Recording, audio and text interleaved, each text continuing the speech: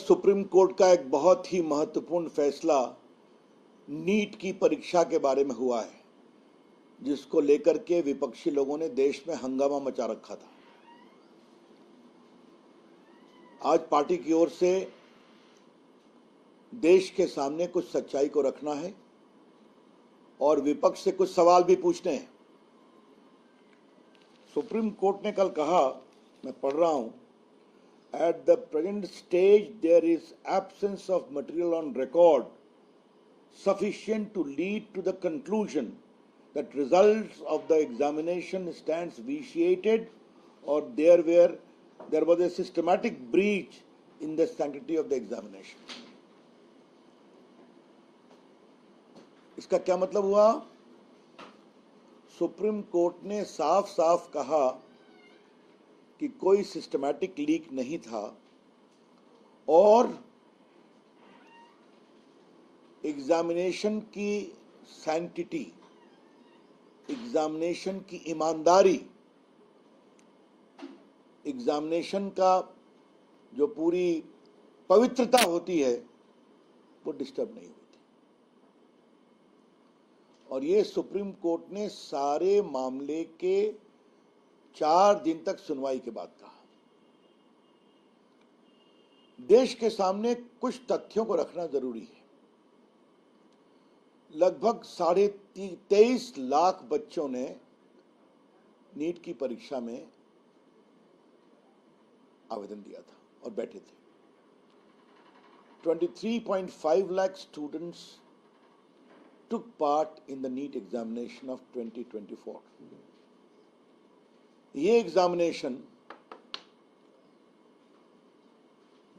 571 cities में 4,750 centres पे हुआ था। This examination was conducted in about 571 cities at 4,750 centers. खुद सरकार की ओर से सीबीआई इंक्वायरी दे दी गई थी।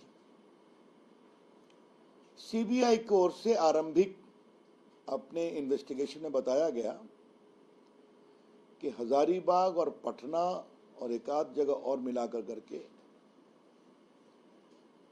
155 कैंडिडेट के बारे में शिकायत आई है और 155 उम्मीदवारों का कैंडिडेचर कैंसिल कर दिया गया है। और जो इन सभी 155 कैंडिडेट्स के मार्क्स की तुलना की गई तो सिर्फ एक को 570 मार्क्स आया था, जो रिस्पेक्टेबल मार्क है। सुप्रीम कोर्ट ने 22, 23 और 24 के एग्जामिनेशन के सारे रिजल्ट्स को एग्जामिन भी किया और ये पाया कि कोई इसमें एनोमली एक्स्ट्राऑर्डिनरी नहीं पाई गई। जो पहले के रिजल्ट होते थे उसी के अनुसार ये भी रिजल्ट है। तो सुप्रीम कोर्ट ने कहा कि अब कोई आवश्यकता नहीं है दोबारा परीक्षा कराने की, क्योंकि इसके कारण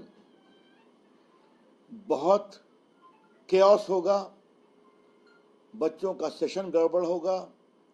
जिन्होंने ईमानदारी से परीक्षा दी है उनका भविष्य अंधकार में जाएगा। जो SC, ST, OBC के रिजर्वेशन के बच्चे हैं उनको परेशानी होगी। इसलिए कोर्ट ने कहा कि हम इस पूरे परीक्षा को कैंसिल नहीं करेंगे और उन्होंने सरकार की बात को मान लिया और कहा कि आप काउंसलिंग करिए। I repeat, the supreme court found no material irregularity to order the cancellation of the entire examination. 23.5 lakh students were there,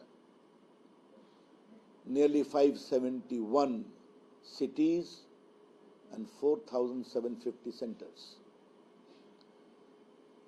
तो ये तो बहुत बड़ी बात हुई है ना। अब हम कुछ बड़ा सवाल उठाना चाहते हैं। इस पूरे मामले में सीबीआई इंक्वायरी किसने ऑर्डर की? भारत सरकार ने की। ईमानदारी से जांच हो रही है, किसके प्रयास से हो रही है? भारत सरकार के प्रयास से हो रही है और सीबीआई ईमानदारी से जांच कर रही है। लोग पकड़े जा रहे हैं।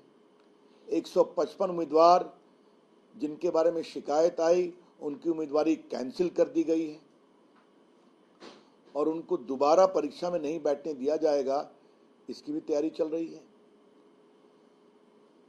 तो इतनी ईमानदारी से जब काम हुआ है तो राहुल गांधी ये क्या चिल्ला रहे थे?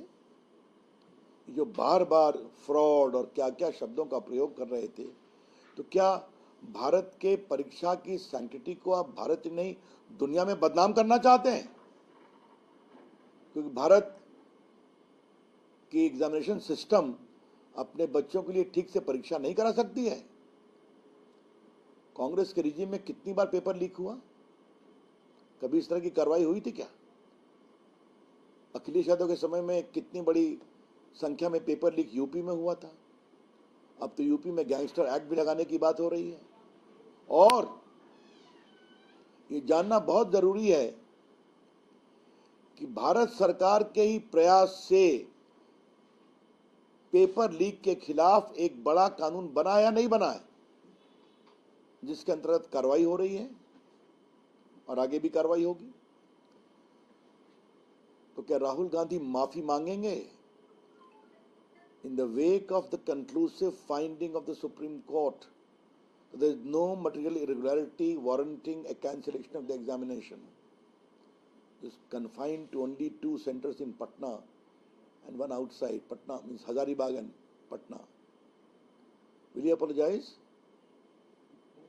राहुल गांधी देश के बच्चों को, भारत की साख को क्यों बदनाम करते हैं? बार बार होमवर्क करते नहीं, चीजों को समझने की कोशिश करते नहीं, किसी ने चिट दे दिया और लगते हैं भारत की छवि को खराब करने। ये ठीक नहीं है। पार्टी की ओर से हम बहुत भर्त्सना करते हैं विपक्ष के रवैये की और विशेष रूप से राहुल गांधी के रवैये की। जिस प्रकार से उन्होंने पिछले 1-1.5 महीने में देश में परीक्षा के खिलाफ अविश्वास का माहौल बनाया। वो राजनीति करें लेकिन देश को कमजोर न करें। और इस तरह के गैर जिम्मेदाराना वक्तव्य देकर राहुल गांधी ने सदन के अंदर और सदन के बाहर नहीं भारत की छवि खराब की, बल्कि भारत की परीक्षा व्यवस्था के खिलाफ अविश्वास बनाने का काम किया, जो बहुत ही गलत है। मैं बहुत इनकी भर्त्सना करता हूं और ये बहुत संतोष की बात है कि अब सुप्रीम कोर्ट ने इस पर मोहर लगा दी है और काउंसलिंग शुरू होगी और बच्चों का भविष्य ठीक हो गया। धन्यवाद। Any questions on this? जब राहुल गांधी क्वेश्चन आवर में उनको बोलने का मौका दिया गया और वो कह रहे थे, उन्होंने कहा कि परीक्षा सिस्टम बकवास है और उस तरह से आपत्ति भी जताई धर्मेंद्र प्रधान जी कि आप कैसा कह सकते हैं। तो उनको अपनी भाषाई मर्यादाओं पर ध्यान रखना चाहिए। जब संसद में खासतौर पर बोलते हैं, कैसे बोल सकते हैं ये बात? राहुल गांधी कभी शब्दों की मर्यादा का ध्यान रखते हैं क्या? याद है ना, मनमोहन सिंह की सरकार में एक ऑर्डिनेंस को उन्होंने पब्लिकली फाड़ा था और कहा था इट इज नॉनसेंस। मैं यही कहूंगा, सुप्रीम कोर्ट के निर्णय के बाद क्या राहुल गांधी अपने अंतरात्मा की आवाज सुनकर अब वो विपक्ष के नेता हो गए हैं, कुछ जिम्मेवारी का परिचय देंगे क्या? ये हम उम्मीद करेंगे। जो उन्होंने शब्द का प्रयोग किया, मैं उसका प्रयोग नहीं कर सकता।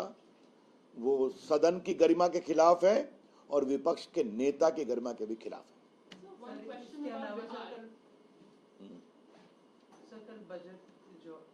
Any question on this? तो सर, आप उम्मीद करेंगे कि नीट मुद्दा पूरी तरह से संसद में अब विपक्ष नहीं उठाएगा, वो एक सबक लेगा, चूंकि ये मामला सुप्रीम कोर्ट ने अंतिम हम उम्मीद तो करते हैं। वैसे मैं क्या कहूं, अभी तक राहुल गांधी क्या नरेंद्र मोदी को प्रधानमंत्री के रूप में स्वीकार करते हैं क्या? प्रधानमंत्री को बोलने देते हैं क्या? हैं? सदन में आरोप लगाइए, जवाब तो सुनिए। वो जवाब भी नहीं सुनते। Any questions on NEET? Thank you. बस। No questions about sir. Politics about the budget is speaking. Bihar को जो बजट एलोकेट किया, ऑपोजिशन अब प्रोटेस्ट करने वाला है, कह रहे हैं कि झुंझुना दे दिया गया है और बाकी स्टेट्स को नहीं। जो मैं उनसे यही कहूंगा, पूरा बजट पढ़ें, ये पूरा बजट देश के विकास का बजट है, किसानों के लिए है, रोजगार के नए अवसर बनाता है, मैन्युफैक्चरिंग को बढ़ाता है, महिलाओं की चिंता की गई है। 9 उसके मेजर पॉइंट्स हैं। एजुकेशनल लोन को बढ़ाया गया है, मुद्रा लोन को बढ़ाया गया है, इंफ्रास्ट्रक्चर पर हाईएस्ट एक्सपेंडिचर हो रहा है, कैपेक्स बढ़ाया गया है। तो ये देश के लिए है कि नहीं है? अब वो समझेंगे तो, नहीं समझेंगे तो हम क्या करेंगे? क्या बाढ़ नेपाल से नदियां आती हैं तो क्या उसका असर नहीं पड़ता है? पूर्वोदय क्या सिर्फ बिहार के लिए, सिर्फ आंध्र प्रदेश के लिए? सारे पूर्वी भारत के लिए। तो इसमें एक समग्र सोच है। तो इसलिए आप निश्चिंत रहिए, वो बोलते हैं बोलने दें। और बिहार, आंध्र प्रदेश में जो अन्याय हुआ था किसके कारण हुआ था? याद करिए, हड़बड़ी में जब मनमोहन सिंह की सरकार थी तो बिना होमवर्क किए जबरदस्ती बंटवारा किया गया था। तो आज जो उस समय गड़बड़ियां हुई थी उसको सुधारा जा रहा है। कहना चाहिए कुर्सी बचाओ बजट का नाम दे रही है आप, डिस्क्रिमिनेटरी बजट भी बताया ऐसा है तो हमने पूरी बातें कह दी ना। कुछ अच्छे शब्दों का प्रयोग करें। अब चूंकि वो कुर्सी बचाओ की बात करते हैं तो मुझे एक ही बात कहना है, क्या हम उनकी कुर्सी बचाएं? क्या उन्हें बैठा दें सत्ता में? जनता उनको वोट देती नहीं, उनको बाहर रखती है। Like, share, subscribe.